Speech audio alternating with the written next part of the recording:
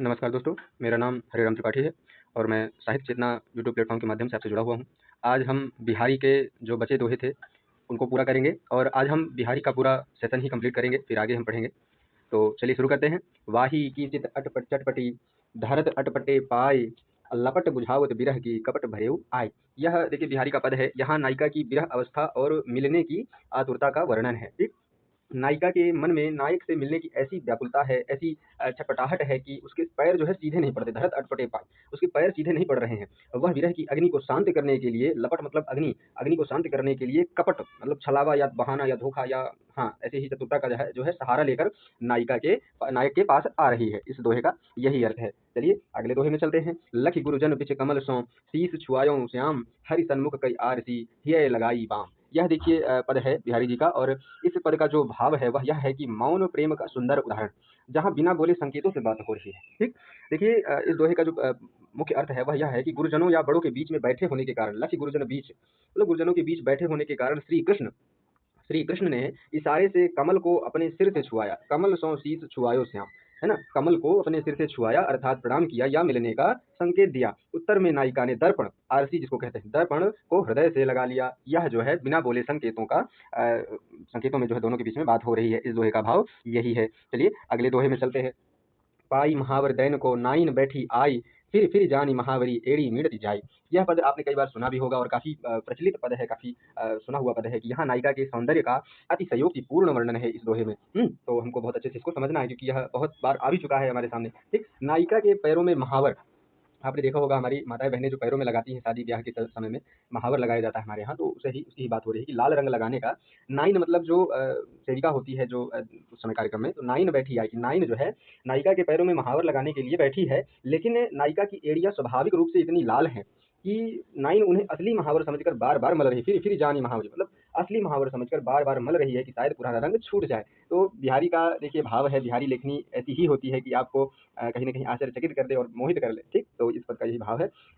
हाँ, चलिए अगले दोहे को पढ़ते हैं। तो ही निर्मोही लाग्यो मोही है स्वभाव, अन आए आवे नहीं, आए आवतु आऊ। यहाँ जो है देखिए बहुत ही कहते हैं कि व्यंग्यात्मक या कहूँ तो नायिका की विरह दशा का वर्णन हो रहा है। कहते हैं कि तो ही निर्मोही लाग्यो मोही यह स्वभाव, हे निष्ठुर, हे निर्मोही, प्रिय मेरा मन आप में ही लग गया है और अब मेरे मन का स्वभाव भी ऐसा ही हो गया है। कहती है नायिका, अन आए आवे नहीं, आए आवतु आओ। इस जो पंक्ति का भाव है कि वह यदि आप नहीं आते तो मेरा मन वश में नहीं रहता और जब आप आते हैं तब मेरा मन वश में आ जाता है या एक तरह से मुझे सुकून मिल जाता है। यहाँ भाव एक तरह से ये तो अर्थ हो गया। दूसरा जो हम भाव समझेंगे वह यह है कि नायिका इस प्रकार अपनी विरह वेदना का वर्णन करते हुए संकेत करती है कि उसके प्राण केवल प्रियतम के दर्शन में ही अटके हुए हैं। ठीक? तो हमको इस चीज को अच्छे से समझ के रखना है। चलिए अगले दोहे पर चलते हैं।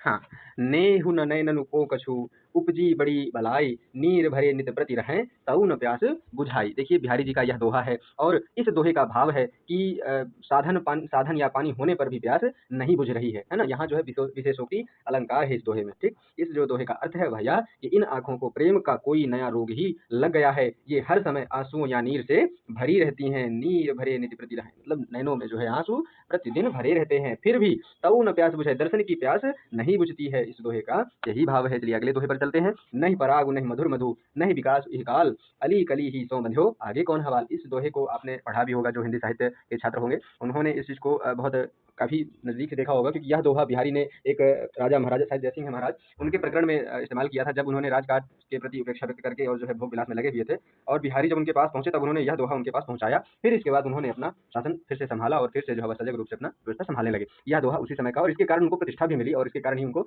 उनके दरबार में मान्यता मिली। इसीलिए यह दोहा बहुत महत्वपूर्ण हो जाता है। ठीक? चलिए इस दोहे का अब हम अर्थ समझते हैं कि इस दोहे का अर्थ क्या है। यह देखिए जो मैं कह रहा था आपसे कि राजा जयसिंह के लिए अनियुक्ति थी, मतलब उनके लिए एक तरह से संदेशा था कि अब वो राजकाज पर ध्यान दें। उनका जो है संदेशा भेजा गया था इस दोहे के माध्यम से। ठीक? तो इस दोहे का जो भाव है, इन्ना अभी इस फूल में पराग है, नहीं पराग नहीं मधुर मधु, इन्ना अभी इस फूल में पराग है, न मीठा मकरंद नहीं पराग नहीं मधुर मधु, ना ही मीठा इसमें जो है मकरंद है और ना ही यह पूरी तरह से खिला है, नहीं विकास ही काल, यह जो है ना ही पूरी तरीके से अभी खिला हुआ ही है। हे भवरे अली कली ही सो मधु, हे भवरे यदि तू अभी से इस कली पर मुग्ध है तो जब यह फूल बनेगा तब तेरा क्या हाल होगा, आगे कौन हवाल। यह पद जो है बिहारी राजा जयसिंह को भेजते हैं और उनको फिर इस चीज का भान होता है, उनको इस चीज का एहसास होता है, तब जाकर वह फिर से अपने राजकाज में लग जाते हैं। चलिए अगले दोहे को पढ़ते हैं। हाँ, इस दोहे में बिहारी ने नायिका की विरह वेदना का वर्णन किया है कि लाल तुम्हारे विरह की अग्नि अनूप अपार, सरसै बरसै नीर हूँ, झर हूँ मिटे न झार। ठीक, इस दोहे में विरह की अग्नि से आंसू बहने पर भी जलन कम न होने की व्यथा है, यह बात कही गई है। ठीक, इस दोहे का जो अर्थ है वह यह है कि हे लाल, हे प्रियतम, तुम्हारे विरह की अग्नि अनुपम है, अद्भुत है, अपार है। इसमें विरह के कारण शरीर से पानी बहता है ना? इसमें विरह के कारण शरीर से सरसै बरसै नीर हो, कि पानी बरसता है, पानी अर्थात आंसू बरसता भी रहता है, फिर भी विरह की यह जलन है ना, यह झार मतलब यह जलन फिर भी शांत नहीं होती है, अर्थात विरह में शीतल जल भी जलन पैदा करता है। इस दोहे का यही अर्थ है। ठीक, अगले दोहे पर चलते हैं। देह दुल्हनिया की बढ़े, ज्यों ज्यों ज्यों ज्योति, त्यों त्यों लख सो त्यों सबे, बदन मलिन दुति होती। इस दोहे का जो अर्थ है वह यह है कि नायिका के यौवन के कारण नायिका की आभा बढ़ने पर भी विरह में मलिन होने का वर्णन है। देखिए, बिहारी की लेखनी इसीलिए बहुत गूढ़ है, इसीलिए इतनी प्रसिद्ध है कि उन्होंने जो लिखा वह ऐसा लिख दिया है कि हमारी सोच मानी जाती है, तो महत्वपूर्ण है। और चलिए इस दोहे को अब हम पढ़ते हैं कि जैसे देह रूपी दुल्हनिया नायिका की यौवन की ज्योति बढ़ती है, वैसे वैसे ज्यों ज्यों यौवन ज्योति, त्यों त्यों लखि सौ त्यों सब है, कि वैसे वैसे विरह के कारण नायिका लखी मतलब कहाँ, देखने में। ये देखिए, जो त्यों त्यों लखी मतलब देखने में, सौत्यों यहाँ जो है सौत्यों लिखा हुआ है, यहाँ मतलब इसका भाव है कि सांवली है ना, सौत्यों सौत्य समय बदन मलिन दुति होती, मतलब जैसे जैसे नायिका के विरह वैसे नायिका के यौवन की ज्योति बढ़ती जाती है, वैसे वैसे विरह के कारण वह देखने में सांवली और बदन में कांति मलिन पड़ती जा रही है। इस दोहे का भाव यही है ना। चलिए अब हम अगले दोहे पर चलते हैं।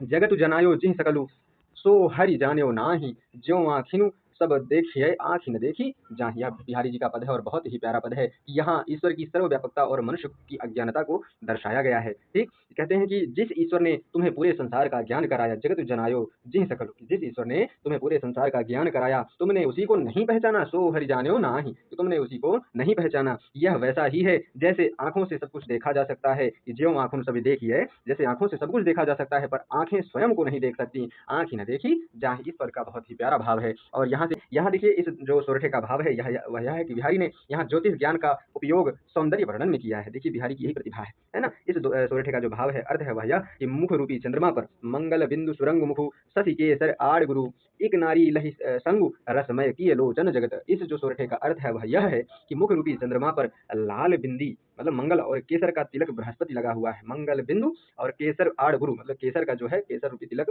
बृहस्पति जी का लगा हुआ है। इन ग्रहों के मिलन से नायिका का मुखमंडल अत्यधिक शोभामान हो रहा है या शोभा दे रहा है। रसमय की आलोचन जगत, यह बिहारी के दोहे सोरठे का यह भाव है। चलिए अगले दोहे को हम पढ़ते हैं। पियति सौ हसी कह हो, लखय दिखौना दीन, अचंद मुखी मुख चंद तय भलो चंद समु कीन। इस जो दोहे का भाव है वह यह है कि नायक अपनी चंद्रमुखी नायिका से हंसकर कहता है, तुम्हारे मुख पर यह जो दिठौना नजर का काला टीका लगा हुआ है, इसने तुम्हारे मुख रूपी चंद्रमा को, चंद्रमुखी मुख चंदुते, इसने तुम्हारे मुख रूपी चंद्रमा को और भी सुंदर बना दिया है। भलो चंद समुकीन, की इसने तो और भी सुंदर बना दिया है। इस दोहे का भाव यही है।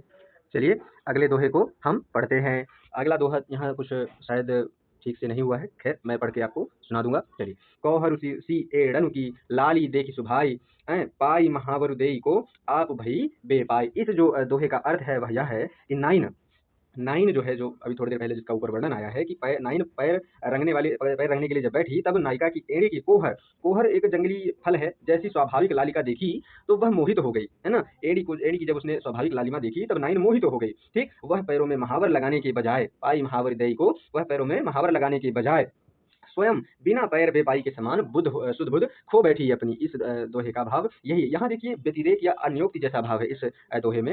यहाँ नायिका के अंगों की प्राकृतिक सुंदरता को मनोहर या महावर की कृत्रिम लाली से श्रेष्ठ दिखाया गया है। इस दोहे का यही भाव है। चलिए अगले दोहे पर चलते हैं। खेलन सिखये अली, भलो भले चतुर अहेरी मार, कानन चारी मैं नैन मृग, नागर नरनु शिकार। इस जो दोहे का भाव है वह यह है कि सखी कहती है, ऐसा लगता है कि कामदेव रूपी चतुर शिकारी ने नायिका के नेत्रों को शिकार खेलने की अच्छी शिक्षा दी है। इस दोहे का यह अर्थ है। जहाँ यहाँ नायिका के नेत्रों की तुलना जो है हिरण से की गई है। वैसे तो हिरण कानन जंगल में रहते हैं, काननचारी जिसको हिरण कहा गया है, वैसे तो जंगल में रहते हैं, लेकिन ये नेत्र रूपी हिरण कानन मतलब कानों तक फैले हुए हैं। ये नेत्र रूपी मृग शहर के चतुर पुरुषों या नागर नर जिसको कहा गया है का उनका शिकार कर रहे हैं। यानी नायिका की नशीली आंखें किसी को भी अपना दीवाना बना ले रही हैं। इस दोहे का यही भाव है। चलिए अगले दोहे पर चलते हैं। रस सिंगार मंजन किए, कंजन भंजन उदयन, अंजन रंजन हूँ बिना, खंजन गंजन नैन। इस जो दोहे का अर्थ है या भाव है कि नायिका के नेत्रों ने श्रृंगार रूपी जल में स्नान किया है, जिससे वे कमल के सौंदर्य को भी नष्ट करने वाले हो गए हैं, है ना। खंजन और गंजन नयन। बिहारी कहते हैं कि नायिका की आंखें बिना काजल या बिना अंजन लगाए ही इतनी सुंदर हैं और चंचल हैं कि वे खंजन पंछी के गर्व को चूर चूर कर देती हैं। उसके उनके नेत्रों की स्वाभाविक चमक और सुंदरता किसी भी बनावटी श्रृंगार से ऊपर है। कारण चलिए आगे फिर शुरू करते हैं, हम अगले दोहे पर चलते हैं। साजे मोहन मोह को मोही करत कुचैन, कहा करो उल्टे परे टोने लोने नैन। यह पद मुझे बड़ा ही पसंद आता है और प्रिय है, इसलिए भी क्योंकि इस पद को मैंने कई बार पढ़ा हुआ है और भाव बहुत प्यारा है और बिहारी मुझे वैसे भी पसंद है, प्रिय है। तो इस जो दोहे का अर्थ है कि नायिका कहती है कि उसके सुंदर और नमकीन मतलब लावण्यमय नेत्र श्री कृष्ण को मोहित करने के लिए सजे थे, पर अब वे मुझे ही बेचैन कर रहे हैं। ये जो मोही करत कुचैन मतलब मुझे ही बेचैन कर रहे हैं, इस दोहे का भाव ही यही है कि यहाँ देखिए जादू टोने का प्रयोग हुआ है।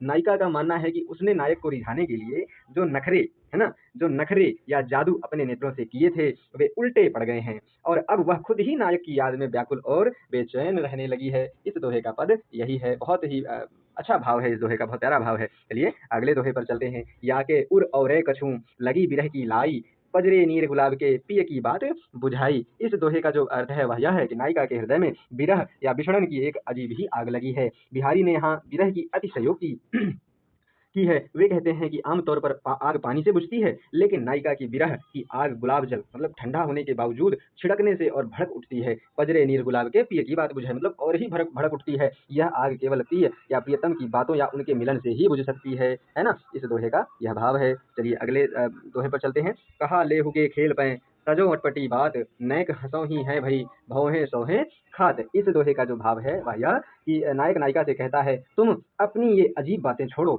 इस खेल में तुम्हें क्या मिलेगा, है ना। कहा ले हुगे खेल पे मतलब क्या मिलेगा।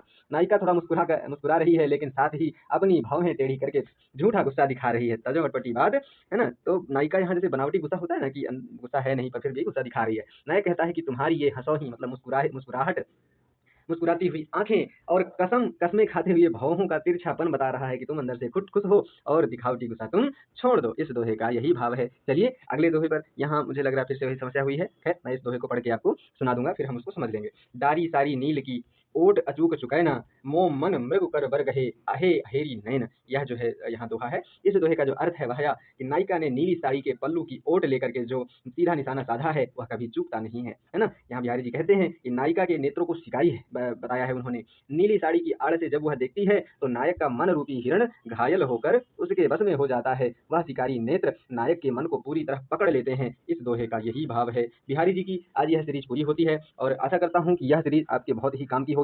मैं इस सीरीज को या जितने भी वीडियो बिहारी जी के लिए बनाए हैं उन सभी को ऐसे ही आप पढ़िए कि देखते जाइए पढ़ते जाइए देखते जाइए पढ़ते जाइए, और जो आपको एडिशनल मिल जाए उनको वहाँ लिखते जाइए। इनको पढ़ने का तरीका यही होता है ना। आप सोचे कि आप इनको रट लें, नहीं हो सकता है। आप इनको समझने की कोशिश करें और फिर देखिए आपको ये याद होने लगेंगे, समझ में आने लगेंगे, है ना। हम इस यूजीसी नेट के लेवल पे जहाँ पढ़ रहे हैं हमको ढेर पढ़ना होता है, तो वो उतना ही हमको समझना है, उतना ही हमको पढ़ना जो हमारे एग्जाम के पैटर्न में काम आ जाए। यहाँ से बहुत से ऐसे शब्द होते हैं जो पंक्ति उठा के रख देगा और कह देगा ये शब्द का अर्थ क्या है, भाव क्या है। हमको इस लेवल से भी पढ़ना है ना। तो कोशिश यही रहती है कि हम सब कहते जाते हैं, बताते जाते हैं। बाकी आप सब अच्छे से लगे रहिए। आप सबको हमारी तरफ से शुभकामनाएं। आशा करता हूँ आप सब स्वस्थ होंगे, अच्छे होंगे। धन्यवाद।